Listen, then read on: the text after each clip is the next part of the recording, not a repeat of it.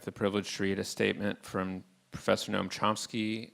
Professor Chomsky is in the Department of Linguistics and Philosophy at the Massachusetts Institute of Technology and is the author of more than 100 books on linguistics, philosophy, and politics, including Hopes and Prospects, Masters of Mankind, Rogue States, Hegemony or Survival, and many others.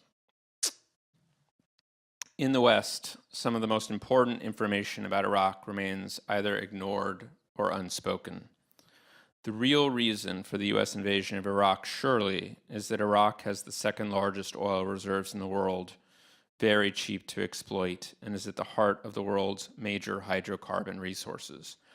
The issue is not access to those resources, but control of them, and for the energy corporations, profit.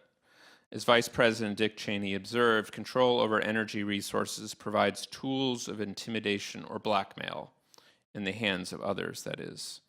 The invasion of Iraq was undertaken with the expectation that it would probably enhance terror and nuclear proliferation, as it did, far beyond what intelligence agencies and specialists had predicted. In an analysis of quasi-official data, terrorism specialist Peter Bergen, Paul Cruikshank, found that the Iraq effect, the consequences of the Iraq invasion, was a 7-fold increase in terror, hardly a slight effect.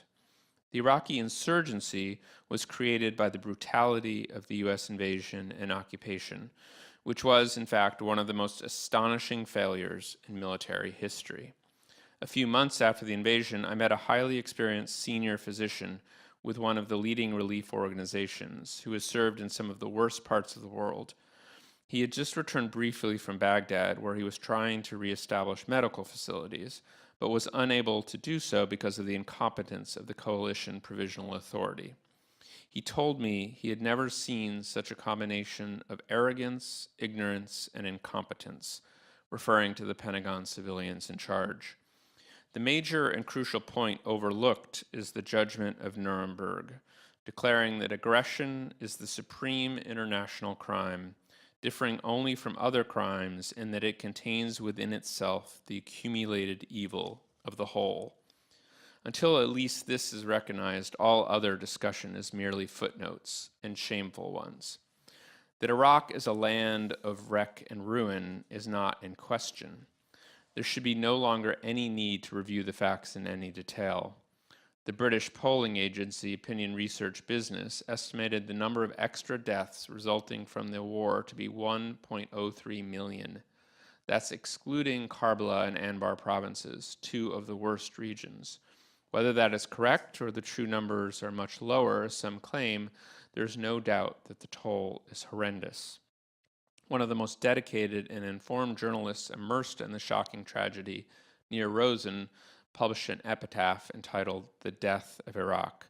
He wrote that Iraq has been killed, never to rise again. The American occupation has been more disastrous than that of the Mongols who sacked Baghdad in the 13th century, a common perception among Iraqis as well. The US-led sanctions also took a brutal toll, as did Washington's strong support for Saddam Hussein through the period of his worst atrocities in the 1980s, when he was so admired in Washington that his most shocking crimes, the murderous slaughter of Kurds, were denied by the Reagan administration and congressional protests were blocked. Well after Iraq's war with Iran, the United States continued to support Saddam Hussein, even to expedite his development of weapons of mass destruction.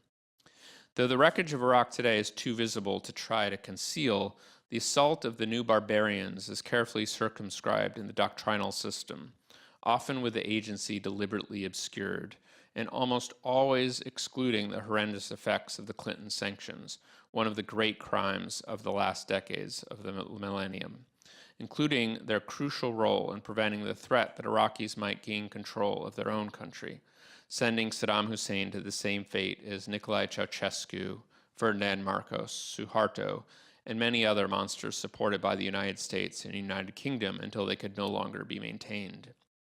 Information about the effect of the sanctions is hardly lacking, in particular about the humanitarian phase of the sanctions regime, the Oil for Food program, initiated when the early impact became so shocking that UN Ambassador Madeleine Albright had to mumble on TV that the price was worth it, whatever the parents of hundreds of thousands of dead Iraqi children might think.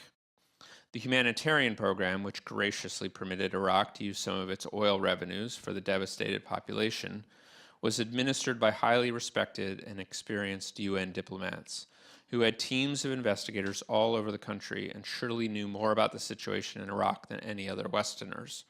The first administrator, Dennis Halliday, resigned in protest because he found the policies to be genocidal.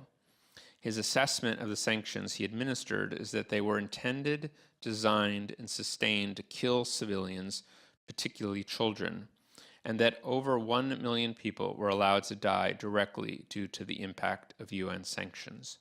Halliday's successor, Hans von Spanek, resigned 2 years later when he concluded that the sanctions violated the Genocide Convention.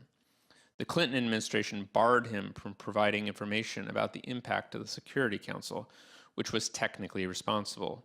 As Albright's spokesperson James Rubin explained, this man in Baghdad is paid to work, not to speak.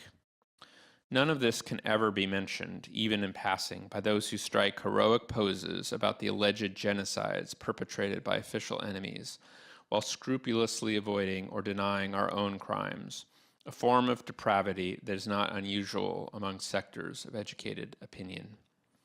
The assessments by Halliday and von Spanek add considerable weight to the judgment by the very knowledgeable correspondent Jonathan Steele, referring to the invasion and its aftermath, on the, quote, appalling horror of what has become the greatest humanitarian catastrophe in the world, undertaken primarily to secure access to the country's oil reserves and to send a message of dominance across the region. For Americans, then, one urgent task is to work to change the domestic society and culture substantially enough so that the reasons why the war began and is pursued, and the actions that should now be taken, can at least become a topic for serious discussion.